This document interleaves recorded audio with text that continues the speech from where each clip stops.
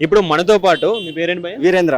వీరేంద్ర ఉన్నాడు. So Andhra politics గురించి మనతో చెప్పడానికి రెడీగా ఉన్నాడు అన్నమాట. అక్కడ జరుగుతున్నటువంటి పరిస్థితి ప్రభావాలు ఎలా ఉన్నాయి, అదేవిధంగా అక్కడ పాలన ఎలా ఉంది అనే దాని గురించి ఇప్పుడు మనతో వీరేంద్ర మాట్లాడతాడు. వీరేంద్ర హాయ్ చెప్పు. హాయ్ అండి.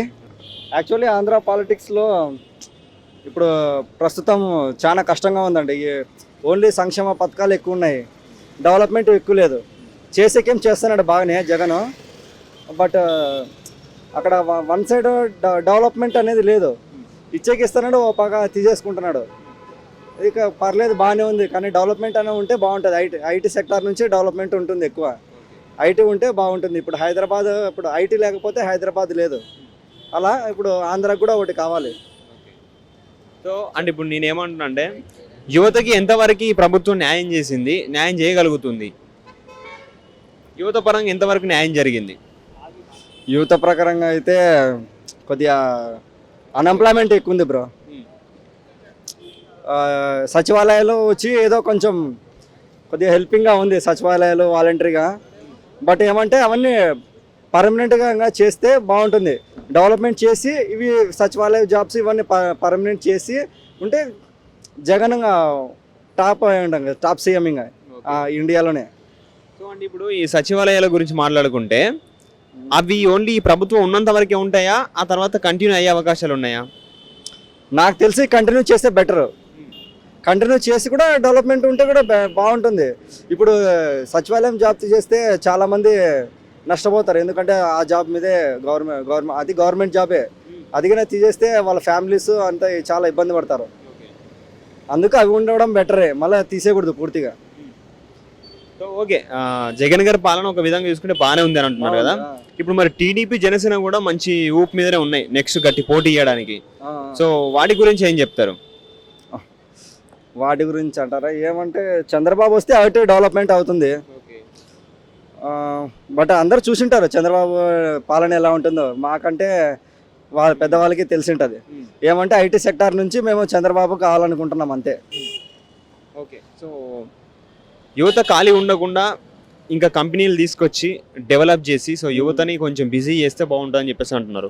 అది చంద్రబాబు నాయుడు గారితో అవుద్ది అని అంటున్నారా? మ్యాక్సిమం అవుతుంది అనుకుంటున్నాను. జగన్ సార్ కూడా చేస్తే బాగుంటుంది.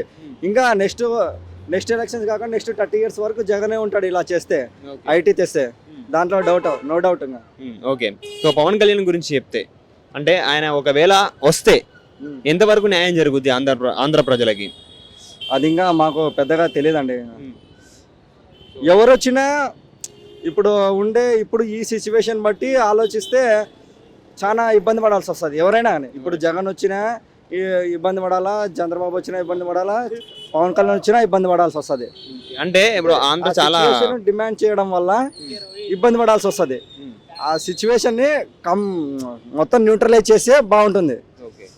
అక్కడ చాలా మంది ఏమంటున్నారు అంటే ఇప్పుడు ఆంధ్ర ప్రజెంట్ ఈ ప్రభుత్వం వల్ల చాలా అప్పుల పాలైపోయింది. సో నెక్స్ట్ ఏ సీఎం వచ్చినా కానీ ఈ అప్పు తీర్చలేడు అనే రేంజ్ లో ఒక మాట బయటకు ఉంది. కన్ఫర్మ్ గా చెప్పవచ్చు. అంత అప్పు ఒక ప్రెసెంట్ ఒక ఫ్యామిలీ మీద చాలా అప్పు ఉందంటే తీర్చాల్సింది ఫ్యామిలీ మెంబర్సే. ఒక్కడే కష్టపడలేము, ఒకటి సంపాదించాలనే కానీ అవ్వదు. అందరు చేయాలా, అందరు చేస్తేనే అప్పు తీర్చేది. చేయాలంటే డెవలప్మెంట్ కావాలా. డెవలప్మెంట్ ఉంటేనే అప్పు అంతా మాఫీ అయిపోతుంది, అందరూ హ్యాపీగా ఉంటారు. సో మొత్తానికి అయితే జగన్ గారు కొన్ని పథకాలు ఇంకా అమలు చేస్తే బాగుంటది యువతకి అని చెప్పేసి అని అంటున్నారు, అంతేనా? అలా సూపర్ బ్రో, థ్యాంక్ యూ. అందరికి ముసలిళ్ళకి బాగా చేస్తున్నారు. ఆ పెన్షన్ అని ఈ పెన్షన్ అని ఓ పక్క కూడా బాగా చేస్తున్నాడు. బట్ ఏమంటే డెవలప్మెంట్ కూడా ఉంటే ఇంకా చాలా బాగుంటుందండి. అదే కావాలా. డెవలప్మెంట్ ఉంటే పక్క 30 years వరకు జగనే 175కి 175 కొట్టచ్చు డెవలప్మెంట్ ఉంటే.